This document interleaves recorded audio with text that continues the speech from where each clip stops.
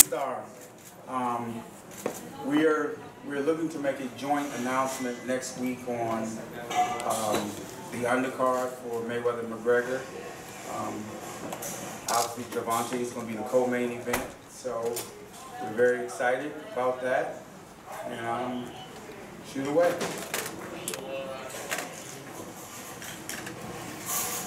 Gervonta, usually when people are in TMZ, it's always negative. You're always on there with big sensational celebrities. Tell us about you and Drake. It's actually been great working with Drake. Can't hear. It's not on.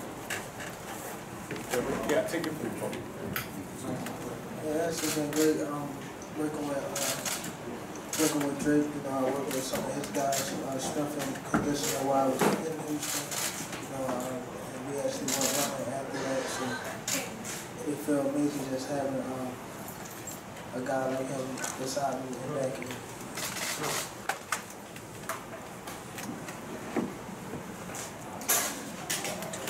Gervonta, sorry about that. You show no signs or indications of not being able to handle all of this attention. That may not have been the case like 2 years ago when, you know, people were concerned about the lights, the cameras, and everything. Is that the case? And when did that happen that you really feel like you were able to handle all of this?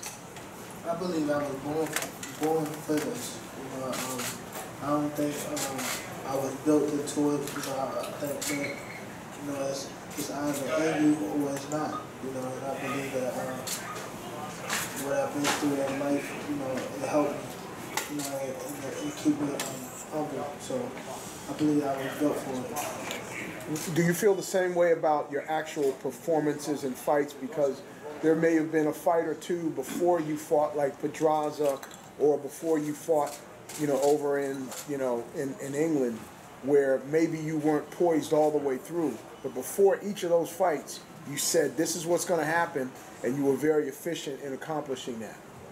I believe that I was new on TV and things like that, so you know, they was giving me opponents, you know, and I was fighting on them opponents' level, you know. But I believe that once I continue to, you know, fight and go up scale, you know, I believe that my skills that y'all didn't see yet will come out, and that's what it make me a pay-per-view star. Was it the two opponents specifically, the fact that they were both undefeated, the level of competition, their skills, and that challenged you? What was it? I mean, I just feed off of you know, their skills. You know, if I'm fighting a born fight, then that's gonna make me born. You know, but if I'm fighting somebody that's, you know, that's action-packed, you know, then that's gonna bring the best out of me. So it's based on the opponents and the action. Gervonta, you're obviously still very young, but you're also an accomplished champion. What we've seen a lot with accomplished champions recently is they're just not fighting as often as maybe they want to or we want them to. And younger fighters generally fight more often. How many fights per year would you like? It's really not up to me. You know, just like ideally, forget about like negotiations and politics. I'm just saying. Again, I can't forget about it. It's not just Steven Leonard, they're not here. No one's here. It's me and you. Nah, I have the best team in boxing. I believe. You know, I think we've been doing great. You know, I'm undefeated, and I want to stay this way. No, we want to see you. That's why I'm asking. That's right. You know, it's up to my team and making the right decision. You know, again, I'm 18 and I'm 22 years old. You know, I want to fight, but I think I've been fighting a lot. Yes, you have. No, I wasn't saying we weren't. I wasn't saying we weren't. Yeah. It's just not everyone at your age gets a scrap suddenly and has people not want to fight them. That's sort of unusual. That's a good thing, but it's unusual. Well, when you're as entertaining a fighter as Gervonta is, you know, things yet to happen, because not only you got fans putting pressure, you got network putting pressure. Network's putting pressure. You know, I mean, nothing more pressure, but we know he's an entertaining fighter. He gives the fans what they want to see. He's taking fights at a level well beyond what you'd expect at 17, 18, 19 fights in. You know, so look, he's got a long career ahead of him.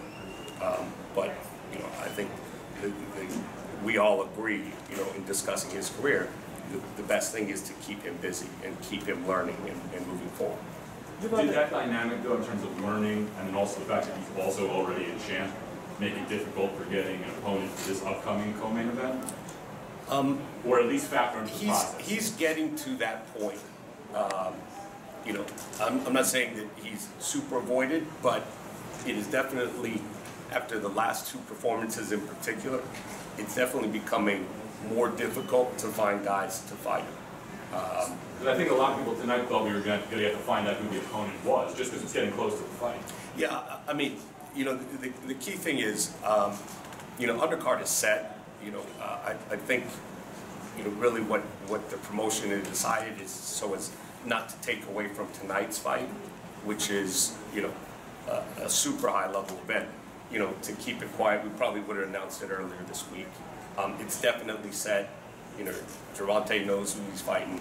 And, you know, he's done a real good job of not letting it slip out. The sunglasses help for sure. Yeah, so so it's going to be someone, you know, with all the fights on the card, who has an ample time to prepare. You know, this is not a 4-week opponent. They've known. It's just one of those things that, by some miracle, we've been able to keep it a secret until the time we wanted to announce it. August 26th is the biggest fight of our lifetime, Gervonta. I don't think we're ever going to see these kind of numbers. 2 years ago, you fought in front of 1,000 people. Now you might fight in front of 1 billion people. How does that feel? It felt great. Actually, my last fight, I said that I would be in pay-per-view less than a year. And so having my next fight, I'm on pay-per-view. So I'm very thankful to have the men that I have that's backing me, my team. Just feels amazing. I'm ready. Now, Gervonta, you're from Baltimore. When you turn on the news, you don't always see positive stories. How does it feel being a positive person, having your own billboard, the Under Armour deal, things like that? And what did you learn just coming up from being raised in Baltimore? Just having a billboard up itself just showed that where I come from, the kids that I used to run with, and things like that. You know, just showing them that, you know, wherever you're going through, just stay focused. Wherever you're going, stay focused on that, and somehow you will make it. I get a lot of DMs now, just when they see my billboard, it make it feel like it's them because they've been around with me. We went out to eat together, you know, and I'm actually still in the city of Baltimore, you know, doing great things. So it gives them more motivation. Along those lines, Gervonta, that's a huge responsibility for anybody coming from the background you came from before. 22-year-old, how do you handle that, and what does that mean to you to be, you know, a role model like that? It's either, you know, this life or what I've been through, you know, and I'd rather have this on my plate, you know, than where I used to, you know, in my life, you know. So it's all about just staying focused and continue to motivate, continue to put smiles on people's face in a good way, and just giving these kids motivation, giving them that not father figure that they don't have, but just a big brother, you know, and just giving them that motivation. Now, You still walk through the neighborhoods? I'm not in the neighborhoods no more because I'm getting bigger, so I'm definitely still in Baltimore City now. Now, Gervonta, you know, earlier in your fights, the first few fights on television, you kind of went out there, you bombed your opponent out of there pretty quickly, and you showed that you could knock guys out. But in your last fight, you showed, you know, excellent boxing skills, and you showed that you had defense and you could do basically everything that a world champion should be able to do. Now, do you feel that you want to display more of those skills, or are you trying to excite the fans and keep going out there and getting these knockouts so people can know, you know, how hard you hit or whatnot?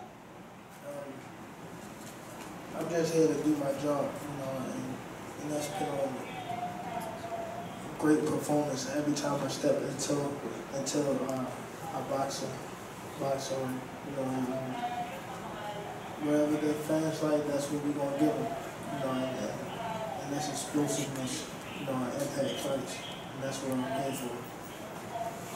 Speaking about entertainment, I was watching Showtime International, the fight in the UK, and I see the ring entrance, and you come out to Michael Jackson's Billie Jean, and it was incredible, highly entertaining. Is that something, a ring entrance like that, can we expect from you going forward? I believe that it's going to get better and better. I believe that that's exactly. I think that's what boxing missing too. I'm here to bring back all the things that boxing been missing, even the ring, walking to the ring, even in the fights. Calling out fighters. I'm really not into calling out fighters, but I'm trying to bring back all around the board. What boxing been missing. Leonard, why is this not too soon for him? Put it in your words. I know a couple years ago you guys had some concerns, wanted to make sure he was going to be all right. Floyd had some concerns, but now why is this the right time? How has he matured? What made it so that you were ready to put him on a card like this? Just with anything, he's only 22 years old. There's a natural maturation process with anything. He's continuing to developing as a young man. There's an incredible amount of responsibility where he comes from. So a lot comes with being 22 years old. And then, he has a tremendous advantage because obviously with a guy like Floyd in his corner being super talented, early on and going through certain things. So he's still learning, what's the rush? I mean, he's giving you guys exciting performances, and that's what he's going to continue to do. And timing is everything. Timing is everything. Yeah. And it shouldn't be overlooked what an opportunity like this means to sort of the education of Gervonta Davis. We have not seen an event of this size, in our lifetimes. And as a young fighter, to be part of that and to experience that, without having to be the focus, that is an educational experience that comes along very rarely. So when he is headlining in Las Vegas, when he is headlining on a pay-per-view, this will be an invaluable experience, and with all the lights and all the focus and all the pressure and all the crowd, it's not going to be something new to him. Gervonta, who is your circle of trust that you talk to about preparing for situations like this and having this responsibility? What kind of conversations you have with Floyd, with Calvin, your trainer, and with Leonard that help you to stay focused and... I really don't have to talk to anyone to be focused, but just I know and I believe in my team. Every last one of them, to my trainer, to my manager, to my promoters. I believe in they do their job, and it's up to me to stay focused, to do my job. So I believe that as long as I have my team and I believe in my team, I'm here to take over the sport of boxing. You got anything to add to that? With the Under Armour deal, obviously they're located in Baltimore. What's the shared vision for you and them with raising the visibility of your brand and moving forward with it? That's the question, basically. What's the shared vision for you, your expectations for them to take your brand? Just to the top, in the ring and out the ring. I want to be able to come back to not just Baltimore, but all over to help the kids. Not just in boxing. I want to be able to travel the world, build my brand, build their brand, and just help. Help do what I can. Is that something you intend to be more hands-on with some of the development of the apparel and stuff? Is it a certain expectation that you have for them to meet? Most definitely. And And I also wanna, actually we coming up with,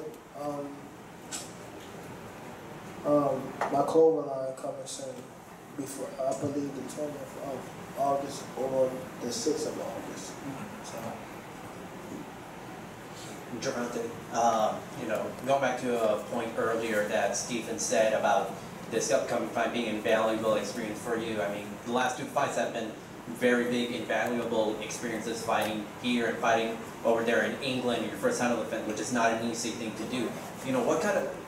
What do you take away from, fighting here back in January, beating Pedraza, and then going all the way to England in your first title defense, not just as a boxer, but also, in a mental game and, getting ahead maturity-wise, because you're at 22 years old, you're at a level mature, mental and physically and talent-wise, far ahead than almost any boxer at this point in their careers. I believe that, again, I'm made for it. I believe I'm here for a reason. They put me on the stage for a reason. They believe that I can do it, and I believe I can do it. So it's all about us believing in each other. My team believes in me, and I believe in my team. And they move me at a fast pace. And I can't just turn my back on them like that. I have to live up to what they believe in. We'll take one more and then we're going to wrap it up. Anything else? Is there any pressure in that? Do you feel any pressure in having to rise and to move at the pace that Stephen was talking about? It's also, but you embrace it. It's also not. If it was too much pressure, I would let them know. And, but I believe that my team been doing a great job. And of course I've been doing a great job. We here to go with the sport. All right, thanks, Gervonta. Thank you. Like I said, we expect to make an announcement next week on what the undercard is going to be, and it's going to be a very exciting undercard, and can't wait. Thank you guys for coming out. Really appreciate it. Thanks, guys.